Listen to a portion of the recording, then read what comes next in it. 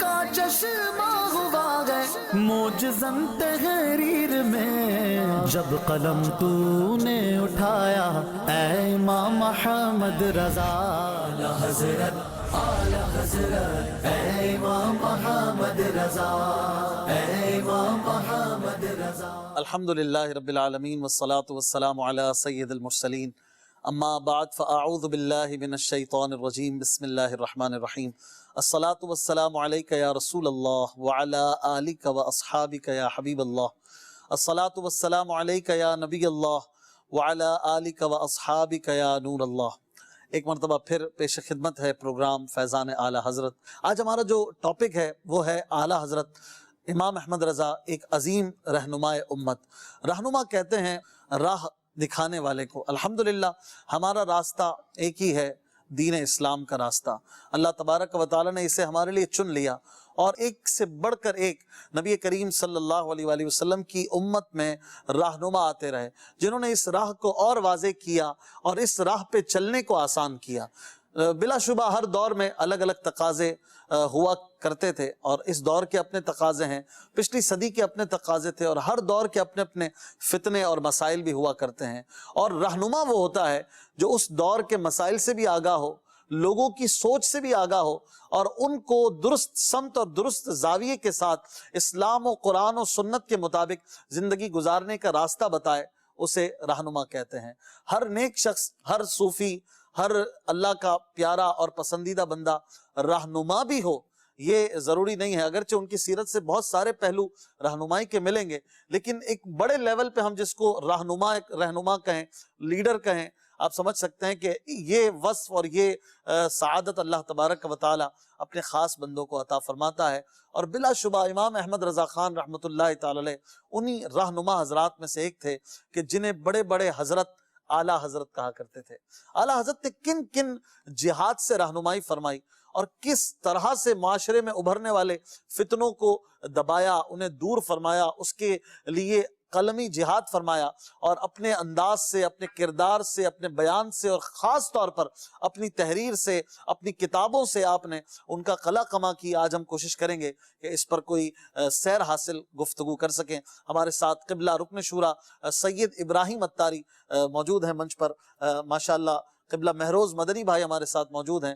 انشاءاللہ اس موضوع پر گفتگو ہماری رہے گی۔ ماشاءاللہ نعتیں بھی سنائیں گے، چونکہ اعلیٰ حضرت ایک بہت بڑے عاشق رسول بھی تھے، اور آپ زبردست نعت گو شاعر بھی تھے، لہٰذا اعلیٰ حضرت کے کلام نہ ہو ایسا کیسے ہو سکتا ہے۔ ہمارے ساتھ ماشاءاللہ محمد عدنان مدنی بھائی نعت خواں بھی موجود ہیں، انشاءاللہ ان سے بھی کلام بھی سنیں گے، اور گفتگو میں بھی آپ شامل ہونا چاہیں تو ماشاءاللہ مدنی بھی ہیں تو ان سے بھی گفتگو کریں گے۔ گفتگو کا آغاز کرتے ہیں مہروز بھائی سے۔ مہروز بھائی، اعلیٰ حضرت علیہ رحمہ بلا شبہ ایک امام تھے۔ امام ہونا اور ہے، متقی ہونا اور ہے، متقین کا امام ہونا اور ہے۔ وہ جو دعا ہے سورہ فرقان میں اللہ تعالیٰ نے 12 اوصاف عباد الرحمن کے بیان فرمائے ہیں، اس میں آخری وصف جو بیان فرمایا وہ بھی یہ کہ وہ دعا کرتے ہیں رب وجعلنا للمتقین اماما، یا اللہ ہمیں متقیوں کا امام بنا، رہنما بنا۔ ایک ہوتا ہے خود متقی ہونا، ایک ہوتا ہے متقین کا بھی امام ہونا۔ اعلیٰ حضرت علیہ رحمہ بلا شبہ متقی بھی تھے، لیکن متقیوں کے امام بھی تھے۔ آپ نے جہاں سے بات شروع کری اسی کو آگے بڑھاؤں گا۔ بیشک یہ قرآنی دعا ایسی ہے کہ مسلمان اس کو کرتے رہتے ہیں اور اللہ رب العزت قبول بھی فرماتا ہے۔ اعلیٰ حضرت امام اہل سنت کی ذات کو اگر ہم دیکھیں تو ہم یہ بھی کہہ سکتے ہیں کہ مولانا نقی علی خان صاحب رحمۃ اللہ تعالی علیہ نے جو یہ دعا کی ہوگی تو اس کا ثمرہ انہیں اعلیٰ حضرت امام اہل سنت کی صورت میں ملا۔ اور ایک بڑا پیارا واقعہ اعلیٰ حضرت کی سیرت میں ملتا ہے کہ ایک موقع پہ اعلیٰ حضرت رحمۃ اللہ تعالی بچپن کی باتیں محلے میں دیگر بچوں کے ساتھ موجود تھے تو ایک مجذوب وہاں سے گزرے۔ اچھا، اور ان مجذوب نے جب اعلیٰ حضرت امام اہل سنت کو دیکھا تو قریب آئے اور پوچھا بیٹا تم کس کے بیٹے ہو، آپ کے والد کون ہیں؟ تو اعلیٰ حضرت امام اہل سنت بچے تھے اس وقت چھوٹے، تو آپ نے فرمایا میں مولانا نقی علی خان کا بیٹا ہوں۔ تو ان مجذوب جو تھے انہوں نے کہا جبھی تو جبھی تو جبھی تو جبھی تو یہ کہہ کر وہ چلے گئے۔ راز کی بات ہے، راز کی بات تھی۔ تو یہاں پہ ایک عالم اہل سنت نے بڑا پیارا نقطہ بیان فرمایا، اور وہ یہ بات ارشاد فرمائی انہوں نے کہ جو جبھی تو تھا تو گویا وہ اعلیٰ حضرت امام اہل سنت کی پیشانی پر وہ نور بصیرت و نور فراست دیکھ رہے تھے جو کسی عام خاندان کے عام بچے میں نہیں ہو سکتا۔ اس کے لیے کوئی سلسلہ چاہیے، کوئی پیچھے سے رابطہ اور تعلق چاہیے. تو جب انہیں پتا چلا کہ اعلیٰ حضرت جو ہیں، جو یہ اس وقت بچے ہیں، ننھے منع احمد رضا ہیں، یہ ان کا تعلق مولانا نقی علی خان صاحب جیسے جید عالم دین اللہ کے برگزیدہ بندے سے ہے، تو پھر وہ سمجھ گئے کہ نور فراست اور نور ایمان جو ہے وہاں سے یہاں پر منتقل ہوا ہے. اور اشفاق بھائی اعلیٰ حضرت رحمۃ اللہ تعالی علیہ بے شک رہنما امت ہیں. اگر آپ دیکھیں، آپ نے جو بات کہی کہ خود تو لوگ متقی ہوتے ہیں، پرہیزگار ہوتے ہیں، اپنے زندگی کے معاملات درست انداز پہ چلا لیتے ہیں اور صراط مستقیم پہ چل لیتے ہیں، لیکن اس سے بھی بڑی نیکی، اس سے بھی بڑا کام اور سرمایہ یہ ہے کہ لوگ دوسروں کے کام آئیں، اور اس سے بھی بڑھ کر یہ ہے کہ ساری امت کے عاشقان رسول کے رہنما اور مقتدی اور پیشوا بن جائیں. جب ہم اعلیٰ حضرت کو دیکھتے ہیں اور دیگر رہنمایان امت کو دیکھتے ہیں تو ان کی زندگی کو جب ہم دیکھیں بچپن سے لے کر، ابھی آپ جب پچھلا سلسلہ کر رہے تھے تو ابتدائی تعلیم و تربیت پہ آپ نے سلسلہ کیا، تو ہم دیکھتے ہیں کہ تو ظاہری تعلیم و تربیت ہوتی ہے، لیکن یہ وہ اللہ والے ہوتے ہیں کہ ان کی تربیت، ان کی تعلیم گویا کہ آغوش رحمت الہی میں ہوتی ہے، اللہ تعالیٰ کی رحمت کے آغوش میں ہوتی ہے، اور انہیں وہ مواقع اور وہ چیزیں میسر آتی ہیں جو عام افراد کو نہیں آتی. یہ سمجھنے کی چیز ہے، انہیں وہ افراد ملتے ہیں جو تربیت میں ان کو چار چاند لگاتے ہیں، انہیں وہ اساتذہ ملتے ہیں جو تربیت میں، تعلیم میں انہیں گویا کہ اس وقت کے آسمان کا سورج بنا دیتے ہیں، اور انہیں وہ مربی اور وہ مشائخ ملتے ہیں جو ایک نظر میں دیکھ کے بھانپ لیتے ہیں کہ یہ کیا ہے، عام آدمی نہیں ہے، یہ ہیرا ہے، یہ پارس ہے، یہ سونا ہے، اس کو صرف چھونے کی دیر ہے، اس کو صرف پش کرنے کی دیر ہے، اور اس کی چمک دمک جو ہوگی اس سے دنیا فیضیاب ہوگی. بے شک اعلیٰ حضرت رحمۃ اللہ تعالی علیہ ایسے ہی تھے. ایک بڑا پیارا شعر رہنمائی کے حوالے سے اور مقتدر پیشوا ہونے کے حوالے سے ڈاکٹر اقبال کا ہے: نگاہ بلند، سخن دل نواز، جان پرسوز، یہی ہے رخت سفر میر کارواں کے. اعلیٰ حضرت رحمۃ اللہ تعالی علیہ کو دیکھیں تو آپ میں تینوں چیزیں پائی جاتی ہیں. اسی طرح بلند، سخن دل نواز، جاں پرسوز. نگاہ بلند ہے. اگر جو لیڈر ہے، جو رہنما ہے، اس کی نگاہی بلند نہ ہو، اس کے عزائم، اس کے مقاصد، اس کی جو ڈائمنشنز ہیں وہ بلند نہ ہو، تو وہ خود بلندی پہ نہیں جا سکتا، کسی اور کو کیا لے کر جائے گا. پھر سخن دل نواز ہو، وہ دلوں میں اتر جانے والا ہو، جو دوسرے اس کے ساتھ ہیں، جو اس کے پیروی کرنے والے ہیں، اس کے فالوورز ہیں، وہ ان کی بھی تحسین کرتا رہے، ان کی بھی اصلاح کرتا رہے، اور ان کو اپنے ساتھ لنک کر کے رکھے تاکہ یہ کڑی سے کڑی ملی رہے اور یہ چین کہیں پہ ڈسٹرب نہ ہو، یہ چین کہیں پہ ٹوٹے نہیں. تو اعلیٰ حضرت میں یہ بھی چیز پائی جاتی ہے، اپنی جان بھی پرسوز ہو. آپ دیکھیے کہ اعلیٰ حضرت امام اہل سنت کو جب کہا گیا کہ حضور آپ کی جو تحریر ہوتی ہے، آپ کے جو کلمات ہوتے ہیں بے ادبوں کے لیے ذرا سخت ہوتے ہیں، تو وہ پھر آپ کو برا بھلا کہتے ہیں، تو آپ کیا جواب ارشاد فرماتے ہیں؟ کیا یہ دولت کم ہے کہ جس وقت وہ مجھے برا بھلا کہہ رہے ہوتے ہیں، میرے محبوب کریم صلی اللہ علیہ وسلم کی ذات کو چھوڑ دیتے ہیں، ان پہ اس وقت جو ہے بے ادبانہ جملے نہیں کہہ رہے ہوتے. اب یہ جان پرسوز ہے، مسلمانوں کے غم میں گھل رہے ہیں. آپ دیکھیے اعلیٰ حضرت امام اہل سنت کی جو پیدائش ہوئی، وہ دور جو ہوتا ہے، کسی بھی شخصی پیدائش کا جو دور ہوتا ہے، وہ بڑا اشفاق بھائی اس کے اوپر اثر انداز ہوتا ہے. صحبت بھی مؤثر ہوتی ہے اور دور اور زمانہ بھی مؤثر ہوتا ہے، اس اعتبار سے کہ اس زمانے میں کیا ہو رہا ہے. اگر ہم آج کے دور کی بات کریں تو آج کے دور کے بچے کو اینڈرائڈ فون چلانا آتا ہے، لیکن ہمیں بچپن میں چلانا نہیں آتا تھا، کیونکہ اس وقت اینڈرائڈ فون وہ موبائل فون ہی نہیں ہوتا تھا ہمارے بچپن میں، تو اینڈرائڈ فون نہیں چلانا آتا. لیکن ایک میں کامن سی بات کر رہا ہوں کہ آج گھروں میں آپ دیکھیے 2 4 5 سال کے جو بچے ہیں، ارے بہت بڑی، جس سے چھوٹے، اس سے بھی چھوٹے، اب دیکھیں آپ کا تجربہ تو اس معاملے میں ویری فاسٹ ہے، تو وہ چلا رہے ہوتے ہیں. تو زمانہ بندے پر، بچے پر اثر انداز ہوتا ہے. اعلیٰ حضرت رحمت اللہ تعالی علیہ کی جب پیدائش ہوتی ہے، یہ وہ دور ہے آپ کی پیدائش سے 1 سال پہلے 1857 میں انقلاب برپا ہوا ہے. جنگ طرابلس اسی وقت ہوئی ہے. اسی طریقے سے دیگر معاملات، جنگ عظیم دوئم بھی پھر اسی ادوار میں یہ قریب ہوئی ہے، اور دیگر معاملات انٹرنیشنلی اگر دیکھیں تو ممالک کلوز ہوئے ہیں. آج ہم جو کہتے ہیں کہ دنیا جو ہے گلوبل ولیج ہے، یہ سمجھ لیں اب یہ 150-200 سال کی کہانی ہے، 250 سال کی کہانی ہے. سائنسی دور کا آغاز ہوا، اس کا ارتقا شروع، جدت کا آغاز ہوا. سائنس جو ہے اپنے عروج پر گویا کہ جانے لگی اور لوگ اس کے پیچھے مٹھیاں بند کر کے بھاگنے لگے. اسی طریقے سے دیگر حوالوں سے اگر ہم دیکھیں تو وہ جو دور تھا نا، بڑے مسائل، بڑی آزمائشوں، بڑے فتنوں اور بڑی نئی نئی چیزوں پر مشتمل تھا. اس دور میں جب اعلیٰ حضرت کی پیدائش ہوتی ہے اور پھر آپ کی تعلیم و تربیت کا سلسلہ ہوتا ہے اور بڑے مضبوط ہاتھوں میں آپ کی تعلیم و تربیت کا سلسلہ ہوتا ہے، یہاں تک کہ 13 سال 10 ماہ کی عمر میں، کم سنی کی کہیں گے، چھوٹی عمر میں آپ ایک باعمل عالم دین بن جاتے ہیں اور پہلا فتویٰ لکھتے ہیں. اب اگر آپ پہلا فتویٰ اعلیٰ حضرت رحمت اللہ تعالی علیہ کا دیکھیے تو آج جو ہم نے موضوع رکھا ہے رہنما امت، تو آپ اس فتوے کو یہاں پہ میں بیان نہیں کرتا، لیکن بات اتنی ہے کہ وہ فتویٰ لکھنا آپ کا، اس کی تصدیق کرنا یا نہ کرنا، یہ سارے معاملات اگر دیکھیں تو جسے کہتے ہیں نا کہ جس وقت عمارت کے لیے بنیادیں کھودی جا رہی ہوتی ہیں، اس کی فاؤنڈیشن تیار کی جا رہی ہوتی ہے، تو عقل سلیم رکھنے والا شخص اندازہ کر لیتا ہے کہ یہ عمارت یا یہ مینار کتنا بلند جائے گا. جتنا مینار کو باپو بلند جانا ہوگا اسی لحاظ سے جو ہے اس کی فاؤنڈیشن ہوگی. اعلیٰ حضرت رحمت اللہ تعالی علیہ کی فاؤنڈیشن نسبی طور پر بھی، یعنی آپ کا خاندان ایسا، تعلیمی طور پر بھی کہ بڑے اچھے اور اپنے وقت کے امام اساتذہ سے تعلیم ہوئی، اور تربیت کے حوالے سے بھی، اور اگر خانقاہی نظام کے تحت جائیں یا مشرب کے حوالے سے جائیں تو پیر خانہ جو ملا وہ بھی بڑا کامل ملا. تو اس اعتبار سے اعلیٰ حضرت رحمت اللہ تعالی علیہ کی وہ جو پیچھے بات میں نے کہی تھی کہ جسے رہنمائے امت بننا ہوتا ہے، گویا کہ اللہ تعالیٰ کی رحمت سے اس کے لیے اسباب بنتے چلے جاتے ہیں اور رحمت الہی کی آغوش میں اس کی پرورش ہوتی ہے، کیونکہ اسے آگے جا کے بڑے کام کرنے. اس وقت امت کو ضرورت بھی تھی ایسے لیڈر کی کہ جو لوگوں کو سنبھالے. جو آپ نے مسائل بیان کیے، اس وقت اگر امام احمد رضا تشریف نہ لاتے اور لانا تھا جو سیکوینس چلا، تو اگر اس سارے سینیریو میں امام احمد رضا کو نکال دیجئے تو باپو پھر بچتا کیا ہے؟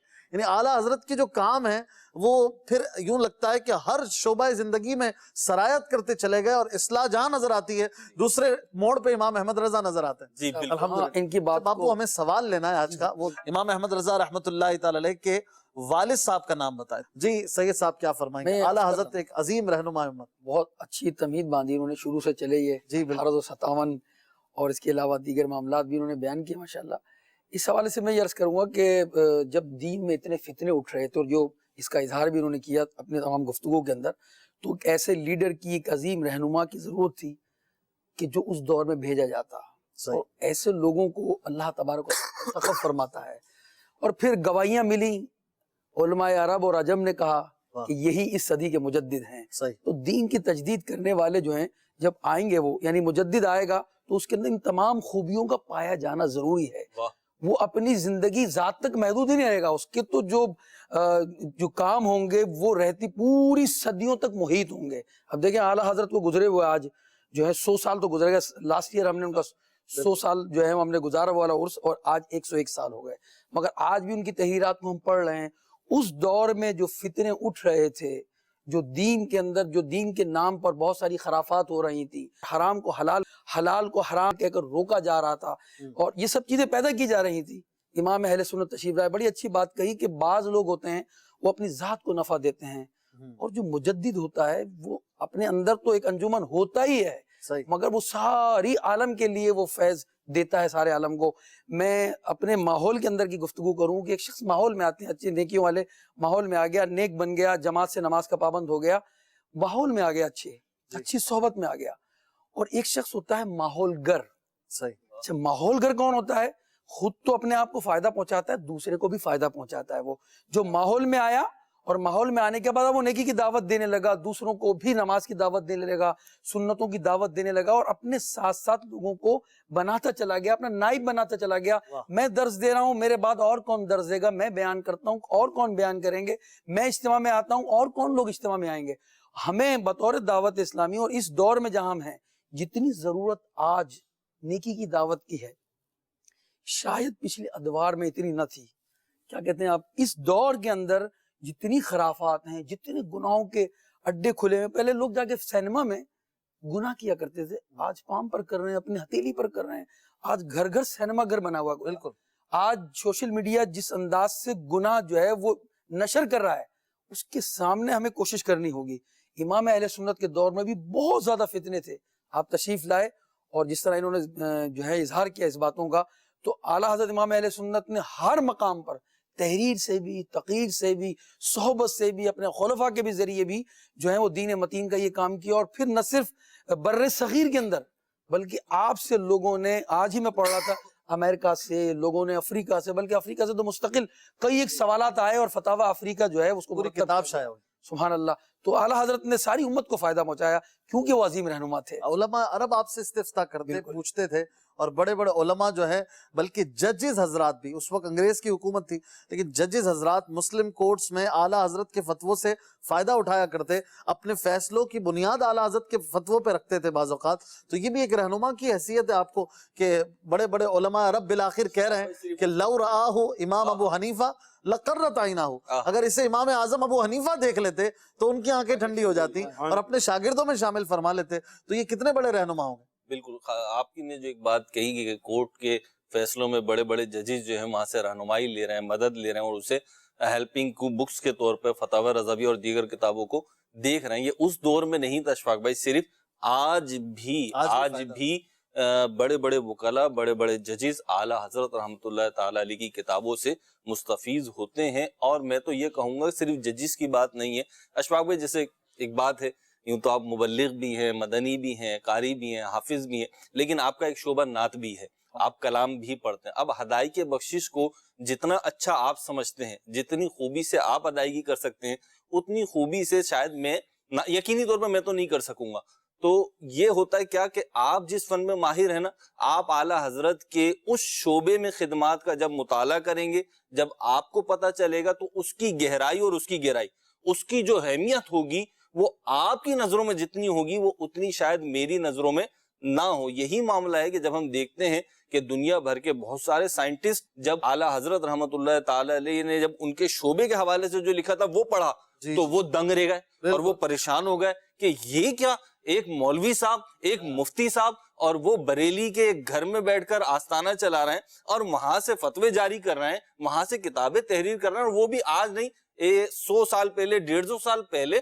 تو انہوں نے یہ چیزیں کہاں سے لکھ دی؟ اعلیٰ حضرت رحمت اللہ تعالی علیہ نے امت کی جو رہنمائی کری، یوں تو باپو نے جیسے فرمایا، سید صاحب نے جیسے فرمایا کہ وہ کون سا شعبہ ہے اور وہ کون سی جگہ ہے جہاں امت کو رہنمائی کی ضرورت تھی اور رہنما کی ضرورت تھی، اور اعلیٰ حضرت وہاں پہ کھڑے ہوئے نظر نہیں آتے، اعلیٰ حضرت مثل مینارہ نور وہاں پہ جگمگاتے نظر نہیں آتے.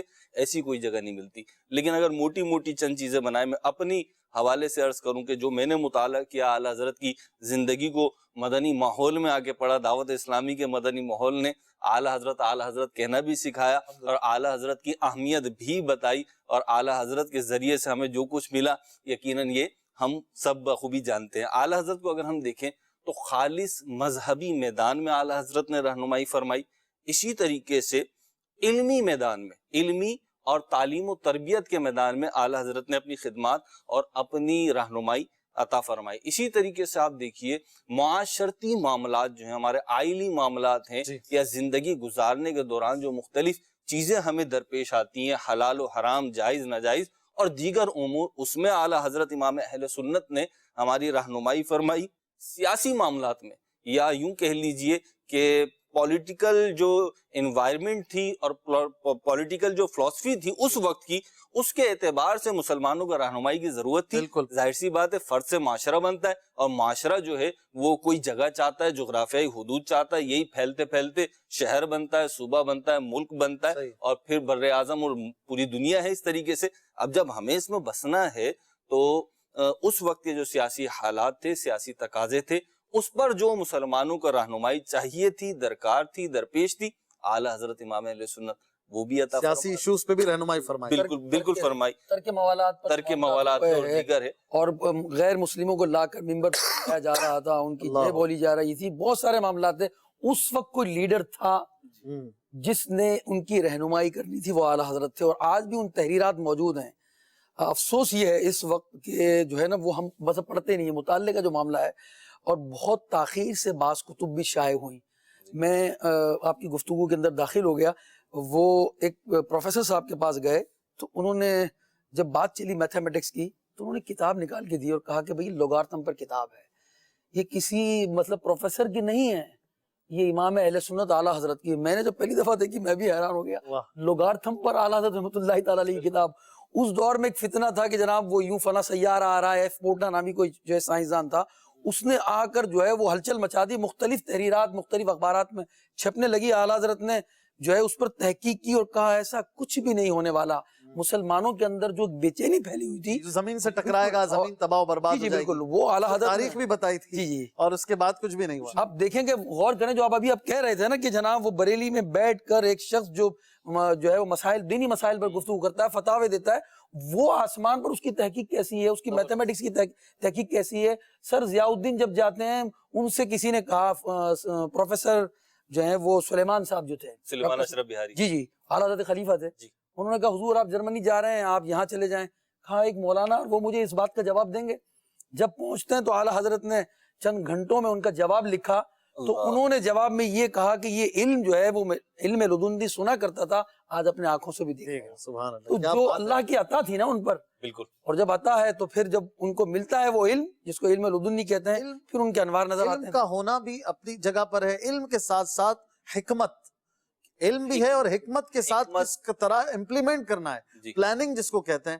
اعلیٰ حضرت کی ذات میں یہ بھی ہمیں بلا شبہ نظر آتی ہے کہ آپ اس طرح جامعات بنائیں, اس طرح میگزینز نکالیں, اس طرح اخبارات شائع کریں, اس طرح مدرسین کا مشاعرہ یوں ہو, طلباء کے ساتھ یہ کیا جائے, اس طرح سے آپ اپنے شہروں میں انجمن بنائیں, اس طرح سے تحریکیں چلائیں سنیوں کے لیے. امت کو پلاننگ دے دی ہے, ایسی پلاننگ جس کو حکمت میں یہ جس کی طرف اشفاق بھائی آپ نے اشارہ کیا, میں چاہوں گا اس کو تھوڑا سا ڈسکس کر لیں کہ یہ ساری پلاننگ وہ ہے کہ جو اگرچہ اعلیٰ حضرت نے 100-125 سال پہلے مسلمانوں کو دی ہے, لیکن اگر آج بھی اس پہ عمل کیا جائے تو اس کے فوائد, ثمرات اور اس کے بینیفٹس جو ہیں وہ مسلمانوں کو انفرادی طور پر بھی اور اجتماعی طور پر بھی حاصل ہو سکتے ہیں. جو باتیں آپ نے ارشاد فرمائی, یہ اعلیٰ حضرت کے ایک طرح سے ترقی کے لیے بھی ایک شاہراہ اور روڈ میپ دیا ہے, اور تعلیمی روڈ میپ بھی ہے. اعلیٰ حضرت کی جو تعلیمی نظریات ہیں, تعلیمی رہنمائی ہے, وہ تو دو طرح سے ملتی ہے. ایک تو 10 باتیں یہی ہیں کہ جن کی طرف آپ نے اشارہ کیا کہ عظیم مدارس کھولے جائیں, کیونکہ دین اسلام جو ہے وہ علم دین کی, علم کی اشاعت کو, علم کی تحصیل کو پسند فرماتا ہے. پہلی بات یہ کی کہ قوم جو ہے تو بنیادی آپ نے علم اور یونیورسٹیز اور تعلیم پہ تعلیمی ادارے بنائے جائیں. تعلیم کے آپ آگے نہیں بڑھ سکتے. تعلیمی ادارے بنیں گے, قوم کے بچے بچیاں اس میں پڑھیں گے, اور یقیناً پڑھائی جو ہوتی ہے اشفاق بھائی, چاہے کوئی بھی ہو, یوں تو دینی تعلیم جو اس کی فوقیت ہے مقدم ہے, لیکن تعلیم کوئی سی بھی ہو, آپ کو بھی تجربہ ہوگا کہ ایک تعلیم یافتہ شخص سے, جتنا بھی پڑھا ہوا ہو, تعلیم یافتہ شخص سے بات کرنا آسان ہوتا ہے, اس کو کسی بات پہ آگو کرنا آسان ہوتا ہے, اس سے کسی بات پہ بحث و مباحثہ کرنا آسان ہوتا ہے.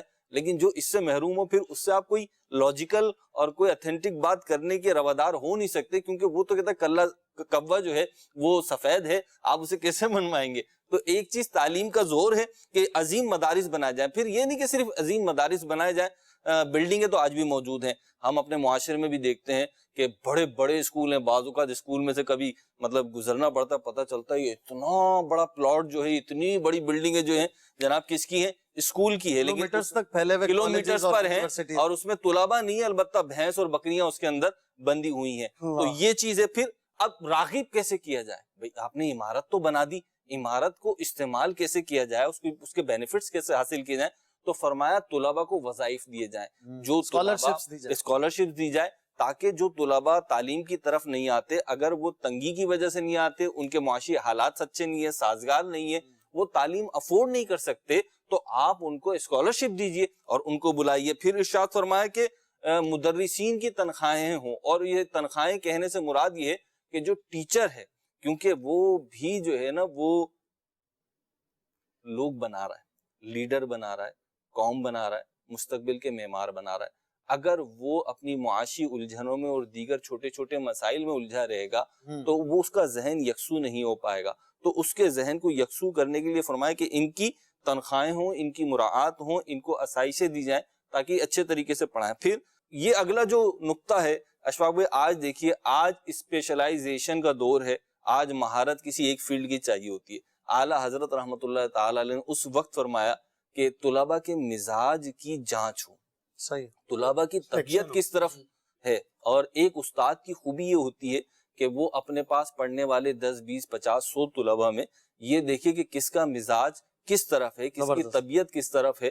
تو جس کی طبیعت جس طرف ہوگی, جس کا مزاج جس علم اور جس فن کی طرف ہوگا, اگر اسی میں اسے رہنمائی دی جائے گی تو وہ زیادہ اچھی کارکردگی دے پائے گا, زیادہ اچھا جو ہے آپ کو آؤٹ پٹ دے پائے گا. یہ فرمایا. پھر یہی بات یورپ والوں نے لی نا آج, کہ اگر ایک شخص ڈاکٹر بننا چاہ رہا ہے جی تو ظاہر ہے کہ اگر اس کے والدین چاہتے ہیں نہیں انجینئر بن جائے, اس کی طبیعت کا میلان ہی جو ہے وہ اس طرف ہے, تو اس کو اسی طرف لگایا جاتا ہے.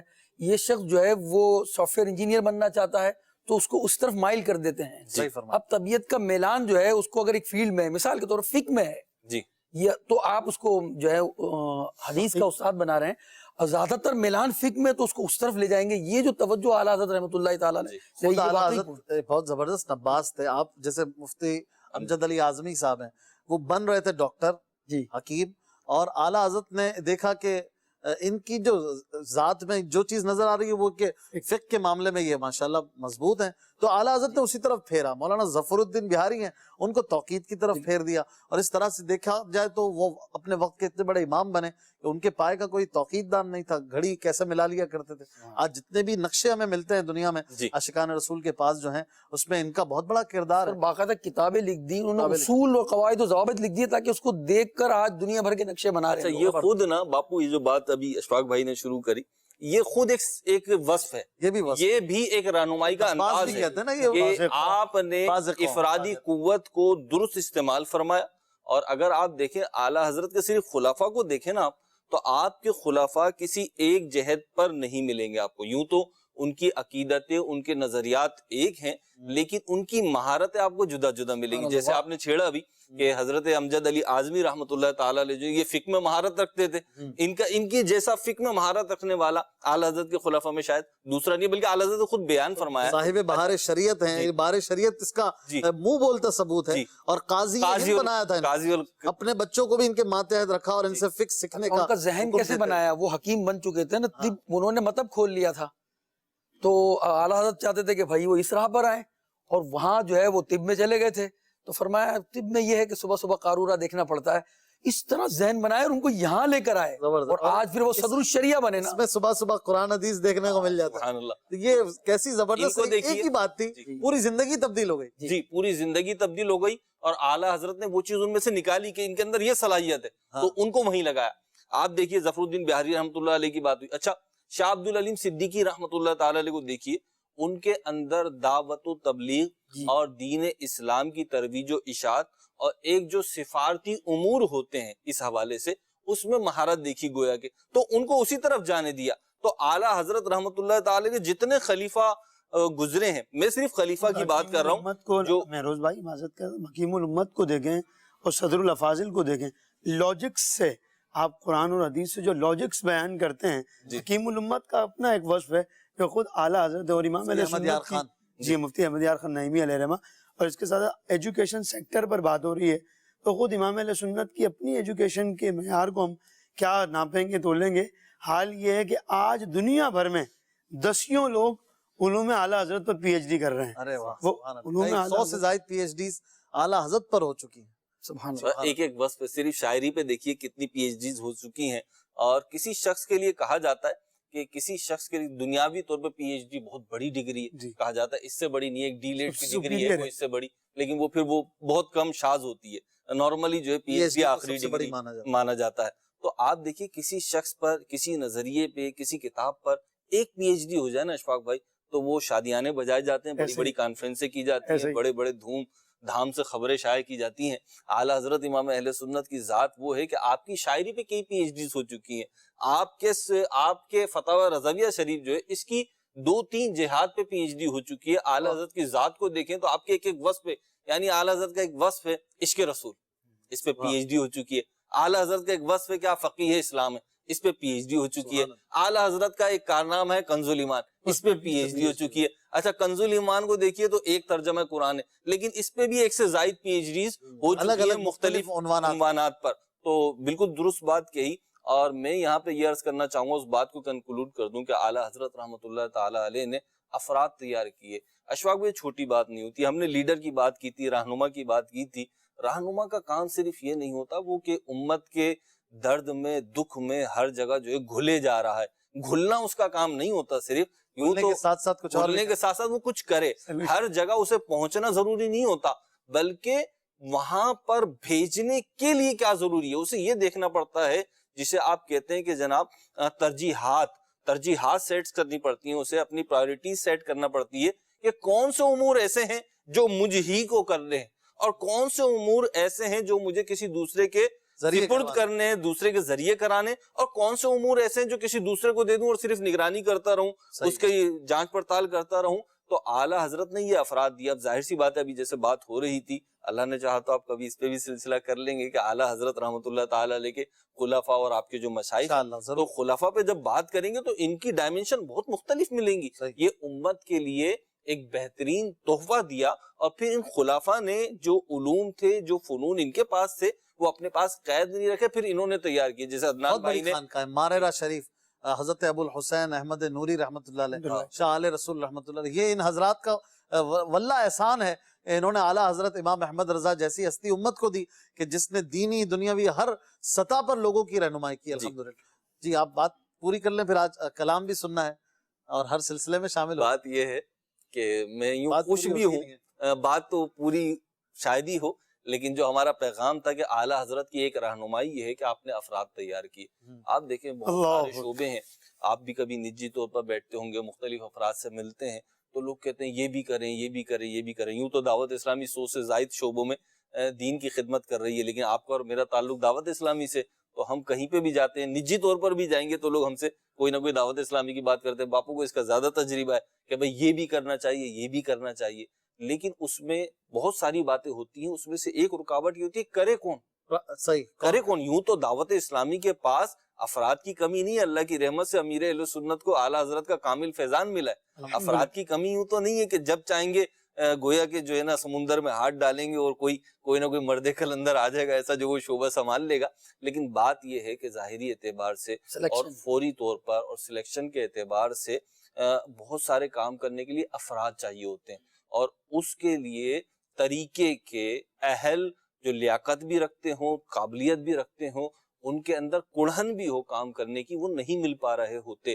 تو جب اس شعبے کا فرد مل جاتا ہے, آپ دیکھیے وہ شعبہ بھی بن جاتا ہے, اور وہ شعبہ اپنی اڑان بھر کر جو ہے ساری دنیا میں پھیل بھی جاتا ہے. تو یہ بہت بڑی خدمت ہوتی ہے, امت کی رہنمائی ہوتی ہے کہ اس کو ایسے افراد دے دیے جائیں, اور اعلیٰ حضرت رحمۃ اللہ تعالی علیہ نے ایسے افراد دیے. صرف پلاننگ نہیں دی, پلاننگ بھی دی اور ایسے افراد بھی دی. آج تک میں ایڈ کروں گا یہ بات کہ اس کی تربیت بھی فرمائی. میں نے جب اعلیٰ حضرت کے مکتوبات پڑھے تو جب آپ یہ گفتگو کر رہے تھے, بالکل وہ مکتوبات جو کئی سالوں پہلے میں نے پڑھے تھے, مکتوبات کو آسانی میں کیا خطوط جو اعلیٰ حضرت کے لیٹرز, تو جو آپ کے لیٹرز تھے وہ آپ خلفاء کو بیان کرتے تھے, بھیجتے تھے. اور جیسے مولانا برہان الحق جبل پوری رحمۃ اللہ تعالی علیہ, ان کی آپ نے تربیت فرمائی خطوط کے ذریعے کہ آپ نے کیا کرنا ہے. اچھا, اس کے ساتھ ساتھ دیگر جو علماء, مولانا ظفر الدین بہاری رحمۃ اللہ تعالی بہار شریف کے تھے, ان کی آپ نے تربیت فرمائی خطوط کے ذریعے کہ انہوں نے کیا کام کرنا ہے. اسی طرح جو وائزین میں تھے, سلطان وائزین تھے غالباً عبد الاحد رحمۃ اللہ تعالی علیہ, اس طرح اور جو اعلیٰ حضرت کے خلفاء تھے جن کا آپ نے ذکر کیا, عبد العلیم صدیقی میرٹھی رحمۃ اللہ تعالی علیہ, وہ سفیر اسلام بنے, دنیا میں گئے. میں خود کئی ممالک میں جب گیا تو میں نے دیکھا کہ انہوں نے جو جامعات قائم کی آج بھی وہ قائم ہے, اور جو ہے وہاں پڑھایا جا رہا ہے. تو اس جہد پر لوگ بنائے بھی, ان کی تربیت بھی کی ہے مختلف انداز سے. اس وقت تو واٹس ایپ اور میل کا زمانہ تو تھا ہی نہیں, تار کا زمانہ تھا. اور پھر میں نے بعض جگہ دیکھا کہ اعلیٰ حضرت نے فرمایا میں آپ کو یہ رجسٹری کروا رہا ہوں, میں یہ آپ کو تار بھیج رہا ہوں تاکہ جلدی مل جائے, اس میں یہ کام کر کے دوبارہ آپ مجھے بھیجیے. کہیں تقریضات لکھوا رہے ہیں اعلیٰ حضرت رحمۃ اللہ تعالی, یا دستخط کروا رہے ہیں ان لوگوں سے کئی ایک چیزوں کی. اس حوالے سے ان کو تیاری کروائی, ان کی تربیت کی, اور آج پھر وہ روشن ستارے بن کر عالم اسلام میں جو ہے کہ آسمان پر چمکے وہ. اور آج ان کی تربیت آج عالم میں دیکھی جا رہی ہے. آج ہم دیکھ رہے ہیں کہ اعلیٰ حضرت کے خلفاء پھر ان کے خلفاء, آج آپ مڈل ایسٹ چلے جائیں یا فارس چلے جائیں, ان کا فیضان آپ کو نظر آئے گا. یورپ جائیں, آپ کو کئی جگہ دعوت اسلامی میں بھی تو اعلیٰ حضرت کے خلفاء کا فیضان ہے نا. ضیاء الدین مدنی رحمۃ اللہ تعالی علیہ جو ہمارے دادا مرشد دعوت ہیں, اسلامی یہی فیضان ہے. افراد بنانا یہ بہت بڑی بات ہے, اور واللہ اعلیٰ حضرت کی ان ساری باتوں کو, ان چند باتوں کو بھی دیکھیں, اور بہت ساری چیزیں جو ہم سے رہ جاتی ہیں ہم سمجھے تو بیان کریں نا. لوگارتم والی جو بات کی ابھی تک تو ہو سکتا ہے کہیں سوچ رہے چیز کیا ہے, یہ بھی ایک علم ہے پورا. اور اعلیٰ حضرت اس کے پکے ماہر تھے، پوری کتاب لکھ ڈالی. اور سچی بات یہ ہے کہ آپ نے بھی پہلے مطلب وہ وارن کیا کہ بھئی آسان آسان کرنا ہے، آسان تو ہم الفاظ- اپنے طور پر بہت آسان کر کے کر رہے ہیں. صحیح ہے، لیکن پھر بھی مشکل ہو جاتا ہے. پھر وہ آیت پاک یاد آتی ہے مہروز بھائی جس میں اللہ پاک نے فرمایا کہ ذالک فضل اللہ واہ سبحان بے اللہ. شک یہ اللہ کا فضل ہے، بے وہ شک. جسے چاہے عطا بے شک کرے. ایسے. یہ فضل ہے اللہ تعالیٰ کا. تو ہم چاہتے ہیں مدنی چینل کے ناظرین، we want you to know about Imam Ahmad Raza Khan. ہم چاہتے ہیں کہ آپ زیادہ سے زیادہ جانیں امام احمد رضا خان بریلوی رحمۃ اللہ علیہ کے بارے میں، ان کی سیرت کے بارے میں، ان کی شان کے بارے میں، اور صرف جانے نہیں، ان کو مانے بھی اور ان کے نقش قدم پہ بھی چلیں.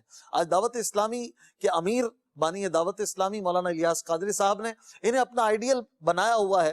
آج 40 سال کا کم و بیش عرصہ دعوت اسلامی کو ہوا. دعوت اسلامی کس لیول سے الحمدللہ آگے سے آگے بڑھتی چلی جا رہی ہے، اس سے بھی اندازہ لگائیے کہ امام احمد رضا خان علیہ رحمہ کی تربیت ایک کمال کی ہیں، کیسی ہیں کہ آپ کے ویژن کو لے کر جب ایک مرد قلندر الیاس قادری آگے چلتے ہیں تو کس بہترین انداز میں آگے بڑھتے ہیں. اور الحمدللہ یہ دعوت اسلامی ہے. لہٰذا اعلیٰ حضرت کو مانے بھی، امام احمد رضا کے پیروکار بنیے، اور ان کے نقش قدم پہ چلتے ہوئے ہم چاہتے ہیں کہ آپ دعوت اسلامی کا کام کریں. دعوت اسلامی کیا ہے؟ یہ قرآن و سنت کی ایک تحریک ہے، ایک مومنٹ ہے، اور یہ معاشرے کی اصلاح کی ایک مومنٹ ہے کہ ہم سب عاشق رسول بن جائیں، ہم سب ایک دوسرے کے خیر خواہ بن جائیں، ہم سب ایک جسد واحد کی طرح، ایک جسم کی طرح ہو جائیں. جیسے حدیث میں کہا گیا ایک عضو کو درد ہوتا ہے تو دوسرے کو بھی درد ہوتا ہے، دوسرا بھی پین محسوس کرتا ہے. تو یہ ساری باتیں اعلیٰ حضرت کی تعلیمات میں ہمیں ملتی ہیں، دعوت اسلامی میں سیکھنے کو ملتی ہیں. لہٰذا دعوت اسلامی کے ماحول کو جوائن کیجئے، مدنی چینل کو عام کیجئے، اور زیادہ سے زیادہ اسلام اور سنت اور شریعت کے کاموں کو آگے بڑھائیے. اعلیٰ حضرت کی لکھی ہوئی نعتوں میں سے آئیے ایک پیاری سی نعت سلسلے میں شامل کرتے ہیں. صلو علی الحبیب صلی اللہ تعالی علی محمد. صلی اللہ علیہ یا رسول اللہ وسلم علیہ یا حبیب اللہ. اللہ سرتاب قدم شان ہے یہ، انسان ہی انسان وہ انسان ہے. انسان نہیں انسان وہ انسان ہے. قرآن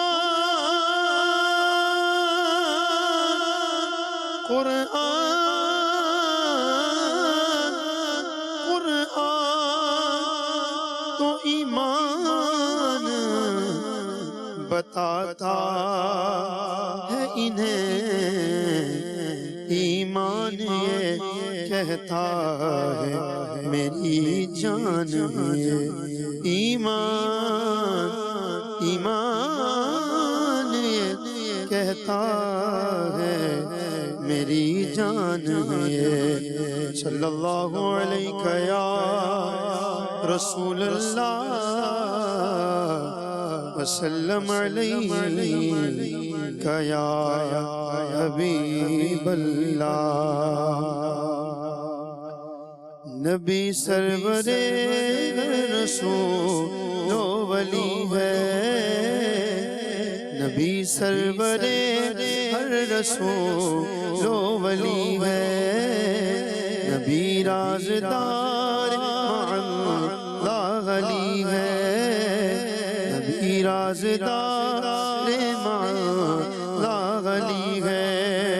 وہ نامی کے نام خدا نام تیرا، وہ نامی کے نام خدا نام تیرا.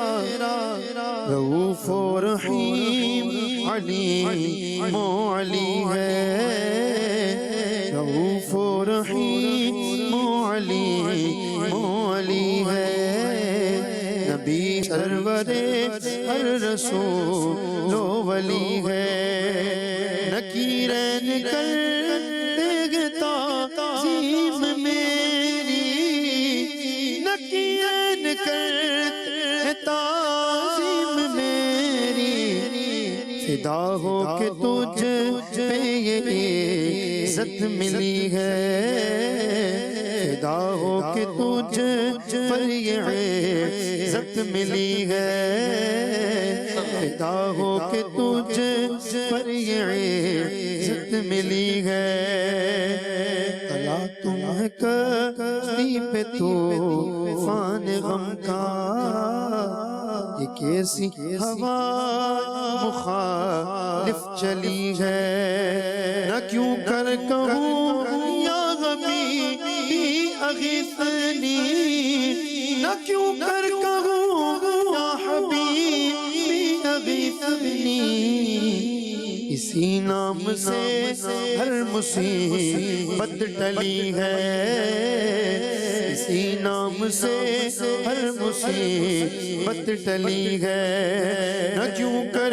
کہوں یا حبیبی اغیثنی، نہ کیوں کر کہوں یا حبیبی اغیثنی، تیرے نام سے ہر مصیبت ٹلی ہے، تیرے نام سے ہر مصیبت ٹلی ہے، تیرے چاروں ہم دم ہے یک جان یک دل،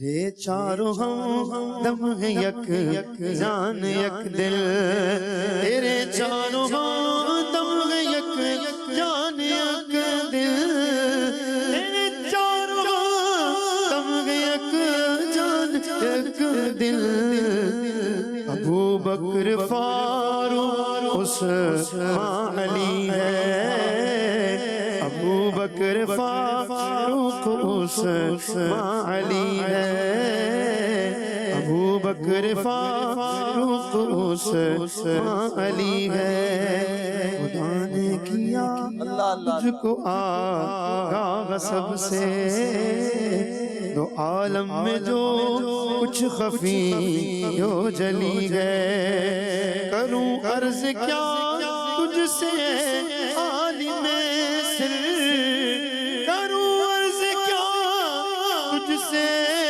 عالم سر، کہ تجھ پر میری حالت دل کھلی ہے، کہ تجھ پر میری حالت دل کھلی ہے، تمنا ہے فرمائیے روز محشر، تمنا ہے فرمائیے روز محشر، تیری رہائی کی چیٹھی ملی ہے، تیری رہائی کی چیٹھی ملی ہے، تیرے در کا در ماہ جبریل اعظم، تیرا مدح خواہ ہر نبی و ولی ہے، شفاعت کرے حشر میں جو رضا کی، شفاعت کرے حشر میں جو رضا کی، سوا تیرے کس کو یہ قدرت ملی ہے، سوا تیرے کس کو یہ قدرت ملی ہے، آقا سوا تیرے کس کو یہ قدرت ملی ہے، نبی سرور ہر رسول و ولی ہے، نبی رازدار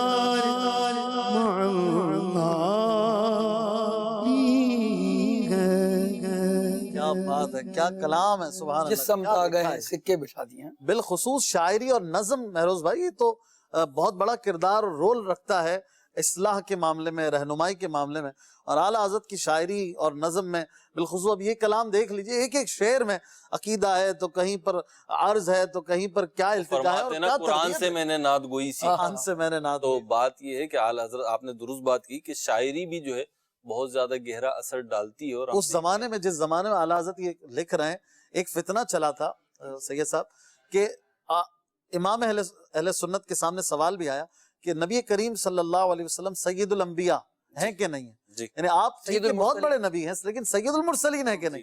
آپ سب سے بڑے رسول ہیں کہ نہیں؟ رسولوں کے سردار ہیں کہ نہیں؟ پھر آپ نے جو ان کو سمجھایا اور تجلی جو الیقین۔ ان کو بتایا تجلی دریا بہا دیے ہیں وہ۔ بیان نبینا سید المرسلین صلی اللہ علیہ وسلم، سید المرسلین، جی۔ ہمارے آقا جو ہیں وہ سید المرسلین ہیں۔ اس پر جواب دیا، یہ جو شعر ہے پہلا جی۔ اس میں وہ اس کا جواب ہے، نبی سرور ہر رسول ولی، نبی رازدار مع اللہ لی ہے۔ میرا نبی جو ہے وہ اللہ بھی میرا رازدار ہے اور نبی بھی رازدار ہیں۔ واہ۔ پھر شفاعت کرے حشر میں جو رضا کی، سوا تیرے کس کو یہ قدرت ملی ہے۔ آغاز بھی کمال ہے اور انجام بھی کمال ہے۔ یہ پورا کلام ہی اللہ اللہ اللہ، مزہ آ گیا۔ اور پھر اس طرح کے اور اشعار، جی ہدایت کے بخشش آپ لا رہے ہیں۔ بخشش جو ہے یہ اس کو پڑھنا، جیسے کہ امیر اہل سنت بھی فرماتے ہیں کہ علماء اہل سنت کے کلام پڑھو، اس میں سب سے پہلے ہدایت کی بخشش کو اور اعلیٰ حضرت کو شامل کرتے ہیں، تو واقعتاً بات یہ۔ اچھا اعلیٰ شاعری پڑھیں نا اپنا اشفاق بھائی، مذہبی شاعری بالخصوص نعتیہ شاعری بھی آپ پڑھیں تو زیادہ تر جو ہوتی ہے وہ فضائل پر مشتمل ہوتی ہے نبی کریم علیہ السلام کے، اور صاف پر مشتمل ہوتی ہے، اور ہونا بھی یہی چاہیے۔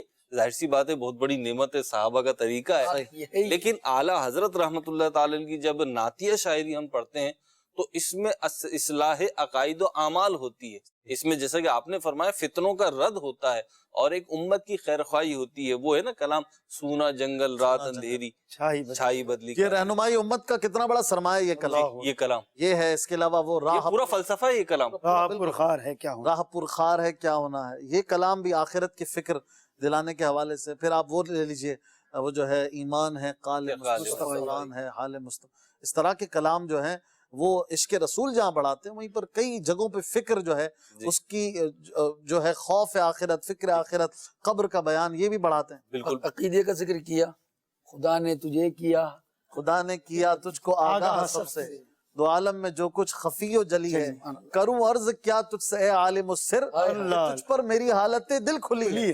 اللہ اللہ، کیا بات ہے مہروز بھائی، ماشاءاللہ۔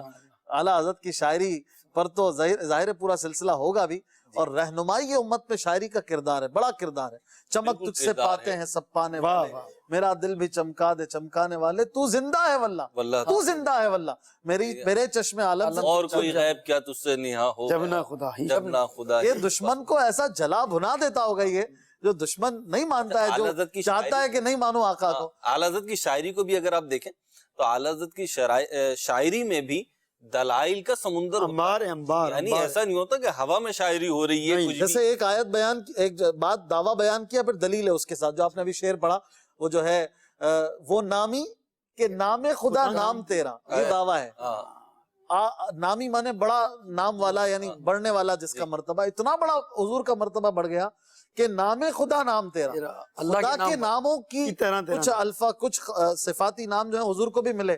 تو پھر اگلے میں دلیل ہے، رؤوف و رحیم و علیم و علی ہے، قرآن پاک میں ہے بالمؤمنین رؤوف الرحیم۔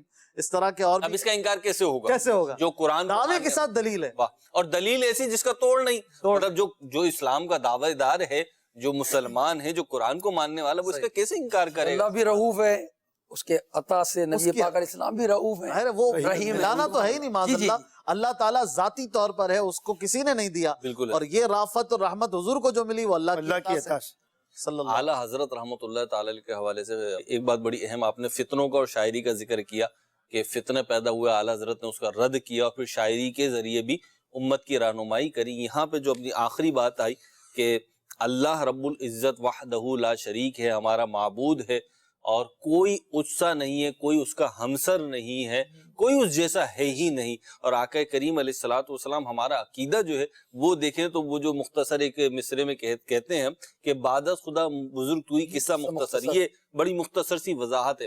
اعلیٰ حضرت امام اہل سنت ہے، عشق رسول تو تھا ہی، یقیناً یہ آپ کی ذات کا ایک بڑا مبارک وصف ہے اور ایک بڑا مبارک مینارہ نور ہے جو آپ کی ذات میں روشنیوں کے کمکمے جھلملاتے ہیں، وہ اس سے ہی روشن ہوتے ہیں۔ لیکن اعلیٰ حضرت کی ذات کو اگر دیکھیں تو بات یہ ہے، ائمہ مجتہدین، امام اعظم ابو حنیفہ، امام شافعی، امام مالک، امام احمد بن حنبل، ائمہ طریقت، حضور غوث پاک اور دیگر اولیاء امت، اور اس امت کی ہر وہ شے، ہر وہ فرد اور ہر وہ مقام کہ جس کا مقام اور مرتبہ دین اسلام نے بیان کیا ہے، اللہ رب العزت نے بیان کیا ہے، آقا کریم علیہ الصلوۃ والسلام نے بیان کیا ہے، سیرت سے ثابت ہے، اجماع سے ثابت ہے، ان سب کے تحفظ میں جو ایک بے نیام تلوار نظر آتی ہے وہ کل کے رضا ہے، وہ اعلی حضرت کا خنجر ہے جو نظر آتا ہے، اور ہر محاذ پر آپ فتنوں کو، شیطان کو، اس کے چیلوں کو چاروں شانے جسے کہتے ہیں چت کر دیتے ہیں۔ میں یہاں بات کروں گا اعلی حضرت رحمت اللہ تعالی علیہ اور عقیدہ توحید۔ اگر آپ دیکھیں امام اہل سنت نے عقیدہ توحید کے تحفظ میں بھی محاذ قائم کیا، کسب باری تعالیٰ پہ کیا، اور تجسیم باری تعالیٰ پہ آپ نے رسالے لکھے، کتابیں لکھی۔ پھر میں پڑھ رہا تھا، آپ دیکھیے اعلی حضرت کی سوچ اور اعلی حضرت کی مبارک ذات جو علم پھیلا رہی ہے اور جو اصلاح پھیلا رہی ہے۔ اعلی حضرت سے سوال ہوا کہ اللہ کی ذات کے لیے مؤنث کا صیغہ استعمال کر سکتے ہیں یا نہیں کر سکتے؟ آپ نے منع فرما دیا۔ اس کی وجہ کیا تھی کہ مذکر کے صیغے میں لغوی اعتبار سے سمجھتے ہیں کہ ایک تعظیم کا پہلو ہے، اور مؤنث کے صیغے میں اس معیار کی تعظیم نہیں پائی جاتی، کمپیریٹیولی تقابلی طور پہ اگر ہم دیکھیں۔ اعلیٰ حضرت رحمت اللہ تعالی علیہ نے منع فرمایا کہ اللہ کے لیے مؤنث کا صیغہ استعمال نہ کیا جائے۔ اسی طریقے سے یہاں پر وہ بھی یاد آیا کہ میاں پر بھی پوچھا گیا، میاں پر بھی، جی اللہ میاں کہنا، ہاں، تو اس کو پوری وضاحت کی اعلیٰ رحمۃ اللہ تعالیٰ نے، اس پر بھی اعلیٰ حضرت نے وضاحت کی کہ اللہ میاں بھی نہیں کہنا چاہیے، کیونکہ اس کے معنی میں ایک معنی جو ہے وہ برا ہے، ایک معنی اچھا ہے۔ پھر وضاحت بھی فرمائی کہ اگر کوئی ایسا لفظ ہو جس کا ایک معنی اچھا ہو ایک معنی برا ہو تو وہ ذات باری تعالیٰ کے لیے استعمال نہ ہو، الا یہ کہ وہ نصوص سے ثابت ہو۔ تیسری بات، اعلیٰ حضرت سے سوال ہوا کہ اللہ کے لیے جمع کا صیغہ استعمال کرنا کیسا؟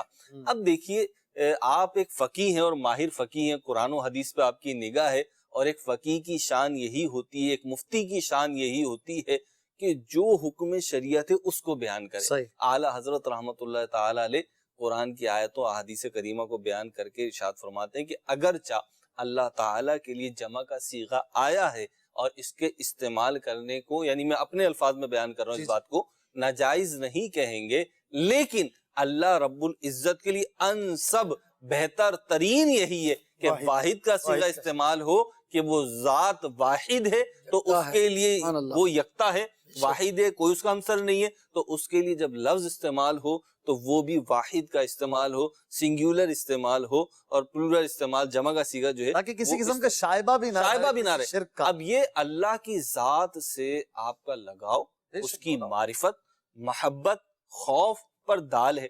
ہم دیکھتے ہیں کہ اعلیٰ حضرت رحمت اللہ تعالی کے فتاوی جات میں، آپ کی کتب میں جا بجا ایسی باتیں ملتی ہے، استفتاء ملتا ہے کہ جس کے جواب میں آپ ارشاد فرما رہے ہوتے ہیں باری تعالیٰ کی ذات اس سے بہت علو ہے، بہت بلند ہے، اور یہ اس کی شان کے لائق نہیں ہے۔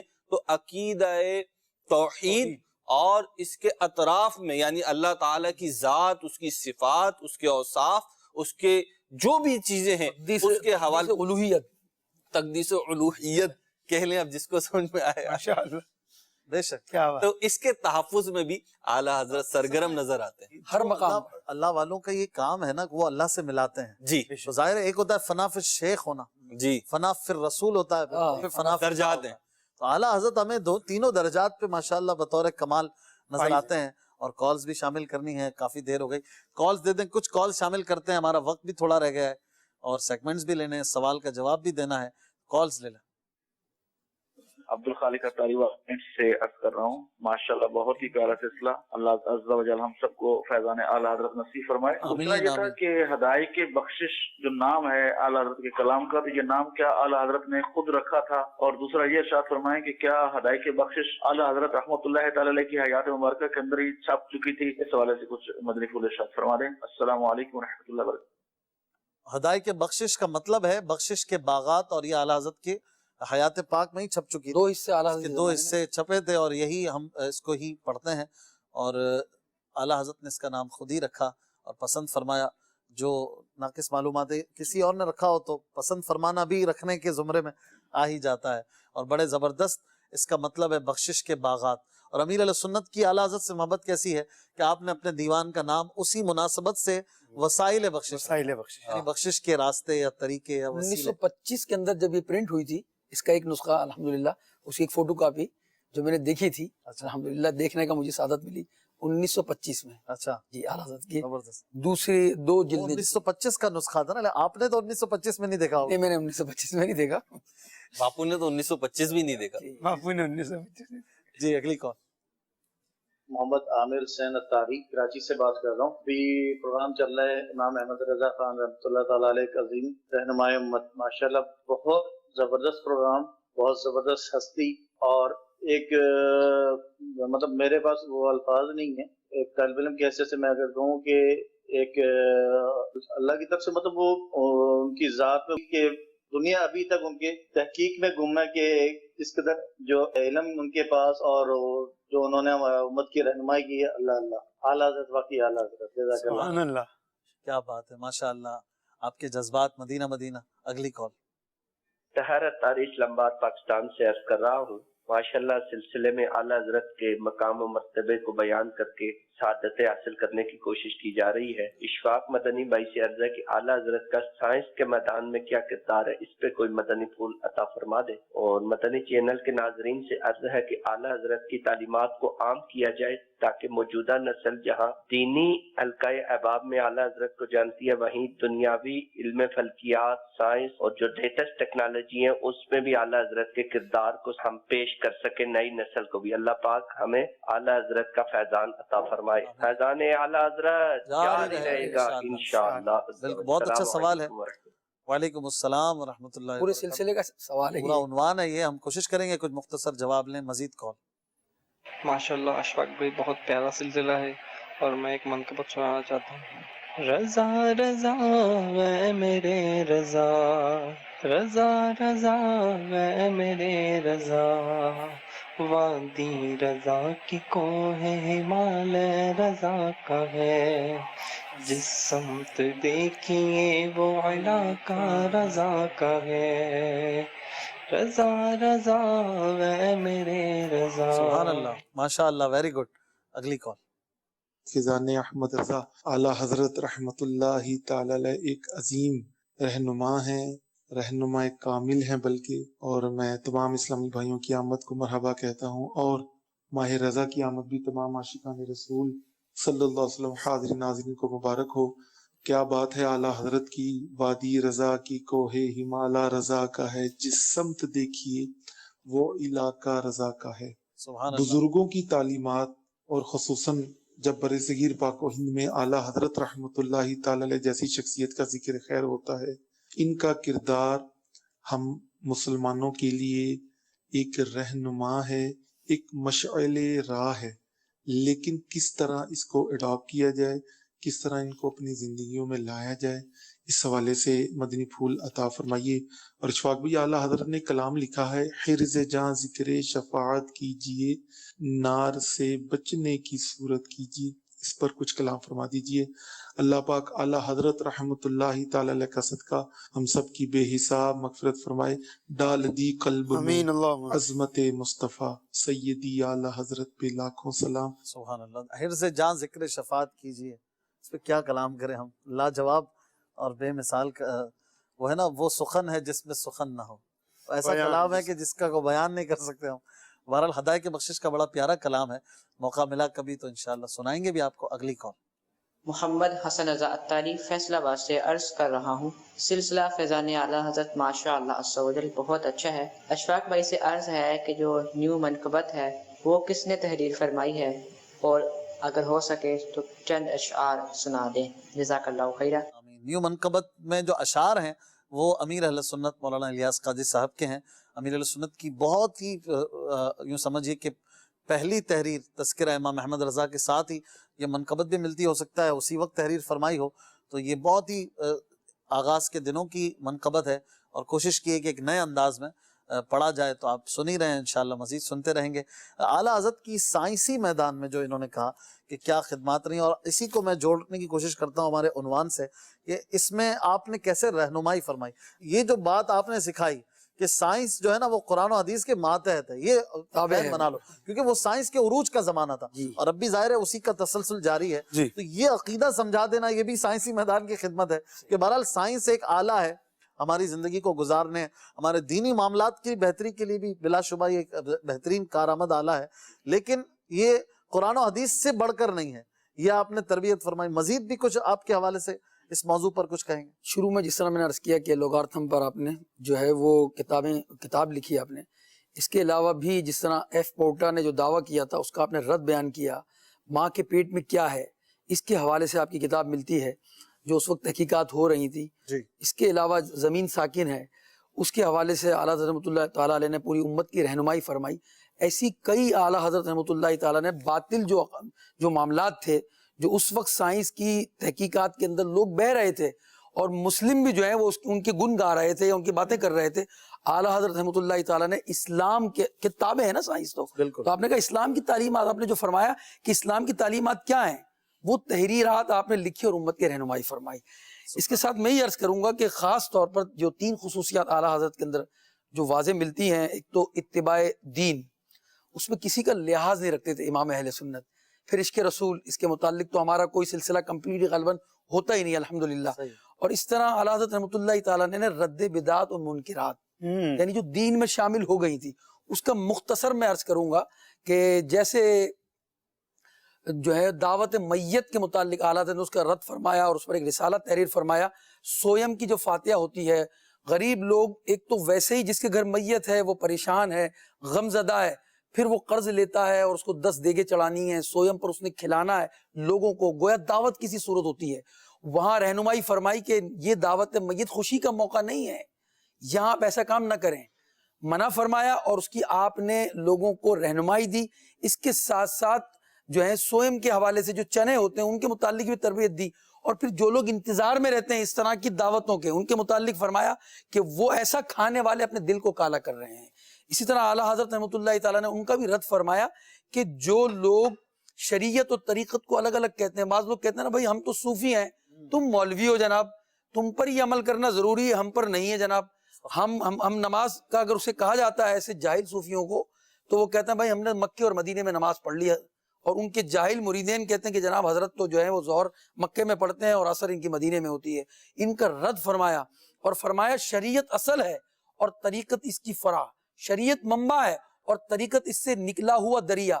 طریقت کی جدائی شریعت سے محال اور دشوار ہے اور شریعت ہی پر طریقت کا دار و مدار ہے. تو ایسے جاہل صوفیوں کا آپ نے رد فرمایا سے چشمہ جدا ہوگا تو سوکھ جائے گا وہ. اسی طرح جو ہے عشرہ محرم کے اندر کئی خرافات تھی، اعلیٰ حضرت نے اس کا رد فرمایا. تعزیہ داری بہت عام ہو چکی تھی اور تعزیہ داری کا آپ نے رد فرمایا یہ کچھ نہیں ہے. اسی طرح درختوں کے اوپر جو ہے وہ شہیدوں کی سواریاں آنا، اس کا اعلیٰ حضرت نے رد فرمایا. اس طرح ایک خاص اعلیٰ حضرت رحمۃ اللہ تعالیٰ نے کتاب تحریر فرمائی سجدہ تعظیمی کے رد میں. جی اور اس میں بہت ساری باتیں آپ نے بیان فرمائی کہ سجدہ تعظیمی حرام ہے اس امت میں، پچھلی امتوں میں جائز تھا. اور وہاں یہ بھی وضاحت فرمائی کہ سجدہ تعظیمی کفر نہیں ہے پچھلی امتوں میں، کیونکہ جو اللہ کو سجدہ کیا جاتا ہے، جو اللہ کے لیے سجدہ ہے، وہ کسی طور پر کسی دور میں بھی جائز تھا ہی نہیں، کسی کے لیے جائز نہیں تھا. سجدہ تعظیم یوسف علیہ السلام کی امت میں جو ہے ان کی امت ان کو بھائیوں نے سجدہ کیا ان کو، تو اس پر آپ نے پوری تحریر جو ہے وہ بالکل وہ کتاب لکھی آپ نے.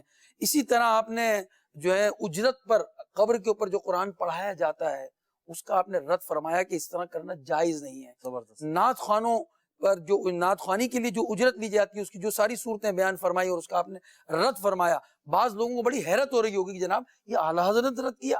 بالکل جو اعلیٰ حضرت کا آیا تھا ماہی بدعت حامی سنت ماہی بدعت، وہ بدعتوں کو رد کرنے والے تھے اور سنت کو رائج کرنے والے تھے. اور انہوں نے ان بدعات کو آپ نے جو ہے وہ دور کیا اور اس کے متعلق فتاوی دیا، اس امت کو بتایا اس وقت کہ جو ہے جو یہ کر رہے ہو آپ، قبر پر جو خرافاتیں ہوتی تھیں اس کے متعلق بتایا. اسی طرح جو ہے عورتوں کا مزار پر جانا، اس کے رد میں اعلیٰ حضرت رحمۃ اللہ تعالیٰ نے کتاب لکھی. اسی طرح جو پیر سے پردہ نہیں کرتی عورتیں اس پر اعلیٰ حضرت رحمۃ اللہ تعالیٰ نے بیان فرمایا. بہت ساری باتیں ہیں. اس طرح جو ہے وہ داستان امیر حمزہ لکھی گئی معاذ اللہ عمر و عیار کی 10 بیویوں کی کہانی. یہ جو یہاں امیر حمزہ رضی اللہ تعالیٰ عنہ کے متعلق بہت ساری خرافات اس میں لکھی گئی ہیں. تو وہ کتاب کو پڑھنے کے متعلق اس کا رد بلیغ فرمایا آپ نے. تو اعلیٰ حضرت نے بدعات کا رد کیا اپنی کتابوں میں جو آج موجود ہے، چاہے وہ ہم اگر محرم کے حوالے سے اس میں تعزیہ داری کے حوالے سے دیکھیں، اسی طرح ہم سوئم کی جو دعوت ہوتی ہے اس کے حوالے سے اگر ہم یہاں پر یہ بھی ناظرین کو بتانا چاہیے کہ سوئم میں جو فاتحہ وغیرہ ہوتا ہے، جو قرآن پڑھا جاتا ہے، اس پہ کوئی حرج نہیں. اور اگر کھانا بھی کرتے ہیں تو غربا، فقراء اور مستحقین کو کھلاتے ہیں تو بالکل کھلائیے، لیکن عمرہ کے لیے، رؤسا کے لیے یہ بطور دعوت نہ ہو، یہ پھر ایک نیاز کے طور پر، غربا فقراء کی خیر خواہی کے طور پر ہو، اور عام لوگ فقراء اس میں رؤسا پیسے والے لوگ نہ کھائیں، یہ جو صاحب حیثیت نہ کھائیں، کیونکہ بعض لوگ کہیں یہ نہ غلط فہمی کا شکار سویم کا رد کر رہے ہیں، معذرت سویم ہو، چہلم ہو، یہ سارے چیزیں ایصال ثواب میں جائز ہے. اعلیٰ حضرت رحمۃ اللہ تعالی علیہ مجدد تھے، اور مجدد کو یوں سمجھ لیجیے دین اسلام ایک باغ ہے، اور اس میں مختلف جو ہیں وہ درخت ہیں، پودے ہیں. جیسے ایک باغبان جو ہوتا ہے وہ اپنے پودوں کی حفاظت کرتا ہے، اس کی کاٹ چھانٹ کرتا ہے، کیڑے مکوڑوں سے بچاتا ہے، اسے کھاد دیتا ہے، پانی دیتا ہے. تو ایک آسان الفاظ میں سمجھنے کے لیے مجدد کی بھی یہ ذمہ داری ہوتی ہے کہ دین اسلام میں، کیونکہ حدیث پاک میں آیا کہ ہر صدی کے سرے پہ مجدد آتا رہے گا، اور آتے رہے ہیں 14 صدیوں میں مجدد. امام حضرت عبدالعزیز عمر بن عبدالعزیز، پھر ادریس شافعی امام شافعی، پھر حضرت امام رازی، امام غزالی اور دیگر کو جو آتے رہے ان کو کہا گیا. پھر امام اہل سنت جو آئے، تو آپ جس دور میں، اس دور میں بھی ایسا ہی تھا کہ دین اسلام کے درخت جو تھے، خوشنما درخت جو تھے، ان کو تجدید کی ضرورت تھی، ان کو ایک ایسے تازگی کی ضرورت تھی کہ وہ تازگی ہو. ان کے پاس جو فتنوں کی صورت میں کیڑے مکوڑے آ رہے تھے انہیں دور کیا جائے. ان میں جو ایسی رسوم و رواج کے نام پر بدعات اور گناہوں بھرے کام ڈال دیے گئے تھے معاذ اللہ، کہ جو دین اسلام کی اصل روح کے مطابقت ہی نہیں رکھتے تھے، تو اعلیٰ حضرت نے ان سب کو دور کیا. اور یہ آپ کی مجددیت کا تقاضا تھا. آپ نے پیچھے ایک بات کہی تھی اشفاق بھائی، ویسے یہ سائنسی والی جو بات تھی نا کہ اعلیٰ حضرت کے علوم سائنس، اس پہ میں یوں گفتگو نہیں کر رہا کہ وہ پھر مزہ نہیں آئے گا. ہمارا موضوع یہ نہیں ہے، نہیں موضوع بھی نہیں ہے، سلسلے کا وقت بھی انشاءاللہ پھر کبھی کریں گے تو وہ ہوگا. آپ نے ایک بات کہی تھی، وہ میں اس میں ایڈ کرنا چاہوں گا کہ اعلیٰ حضرت کو جانیے، اعلیٰ حضرت کو سمجھیے، آپ کی تعلیمات کو سمجھیے، آپ سے محبت کیجیے. اب یہاں پہ ہو سکتا ہے کسی کے ذہن میں سوال ہے میں کیوں کروں؟ تو بات یہ ہے کہ پوری دنیا میں کسی بھی جغرافیائی حدود میں چلے جائیے، آپ کسی بھی ملک میں چلے جائیے، اور کسی بھی نظریے کے ماننے والوں کو دیکھ لیجیے. اس نظریے، اس ملک کے جو ہیرو ہوں گے نا، جو بڑے ہوں گے، جو قائد ہوں گے، جو راہبر ہوں گے، جو رہنما ہوں گے، زندہ قومیں ان کو یاد رکھتی، بھولتی نہیں ہیں. اور ایک بڑا پیارا ایک بات ہے کہ جو قومیں اپنے ہیروز کو یاد رکھتی ہیں، جو قومیں اپنے رہنماؤں کو یاد کرتی ہیں، وہ بنیادوں سے اکھڑتی نہیں ہیں. آج ہم دیکھیں ہم بنیادوں سے دور ہوتے جا رہے ہیں. اس کی ایک وجہ یہ ہے کہ ہم نے اپنے اسلاف کو، ہم نے ان اللہ والوں کو، ہم نے اپنے ان محسنوں کو فراموش کر دیا کہ جن کے ہمارے اوپر احسانات ہیں. آج ہم بیٹھ کے بات کر رہے ہیں تو ہو سکتا ہے کسی کے ذہن میں وہ اتنا رضا رضا کیوں کر رہے ہیں. تو میں یہی مشورہ دوں گا آپ کو کہ مکتبۃ المدینہ سے کچھ کتابیں لیجئے، یا کسی بھی اردو بازار میں چلے جائیے، اللہ نے چاہا تو آپ کو مل جائے گی. نیٹ پہ آپ سرچنگ کیجئے، اور اعلیٰ حضرت امام اہل سنت مجدد دین و ملت کی شخصیت کو، آپ کی ڈائمینشنز کو، آپ کے علم کی وسعت کو، آپ کی فکر کی اصابت کو ذرا چیک کیجئے، اور دیکھیے کہ یہ وہ کون سا کوہ نور ہیرا ہے جس سے آج تک ہم واقف ہی نہیں تھے. یہ کون سی اس کی شش جہات ہیں، بلکہ 8 پہلو ہیرا ہے. یہ تو ہیرے کے تو 8 پہلو ہوتے ہیں، 8 پہلو ہوتے ہیں. آپ سنا رہے تو فائدہ اٹھا رہے ہیں اس طرح کے پہلو دار باتیں کرنے. سنار کمیونٹی سے آپ کا تعلق رہا ہے نا، پیچھے رہا ہے ماشاءاللہ. نیٹ پہ سرچنگ کرنے میں کہیں ادھر ادھر نہ چلے. ادھر ادھر نہ چلے. خیال ہے کہ دعوت اسلامی .net پہ جا کے آپ اعلیٰ حضرت کی کتب لے لیں، آپ کو وہاں سے اتنا مواد مل جائے گا کہ ادھر ادھر جانے کی ضرورت نہیں. رد بدعات کا جہاں میں نے ذکر کیا، دیکھیں کئی چیزیں وہاں اس وقت ایسے بھی فتنے تھے جو حلال کو حرام کہہ رہے تھے.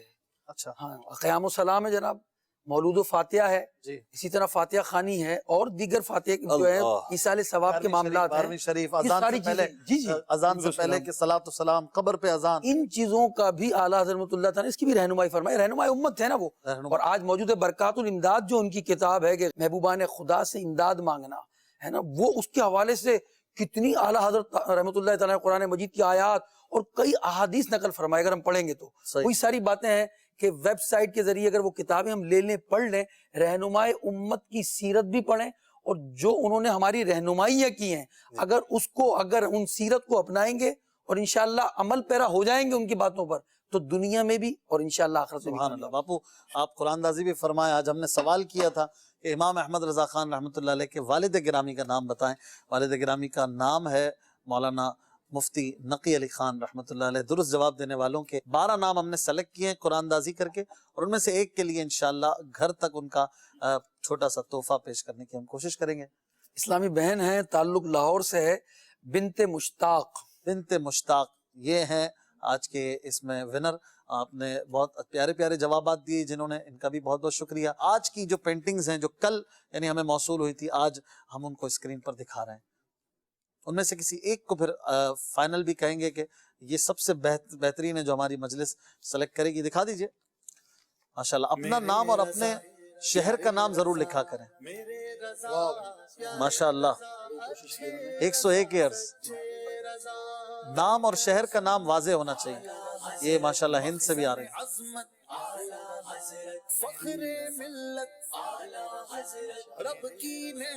بنت ارشد نور العین لاہور.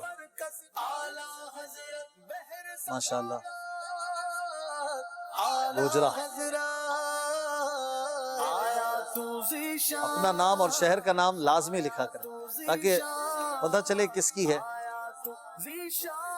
ماشاءاللہ ویری گڈ. جیسی بھی بنے بھیجیں.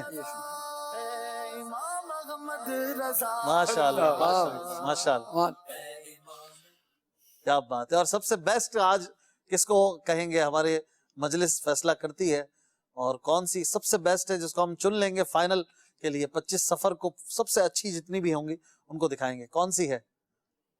ماشاءاللہ ہے باپو, واقعی ہے. سبحان اللہ, بڑی اچھی کوشش کی ہے. کاپی اللہ پاک قبول فرمائے. باپو بہت بہت شکریہ. مہروز بھائی, عدنان بھائی بہت بہت شکریہ. اپنا بہت خیال رکھیے گا. صلو علی الحبیب صلی اللہ تعالی علی محمد صلی اللہ علیہ وسلم.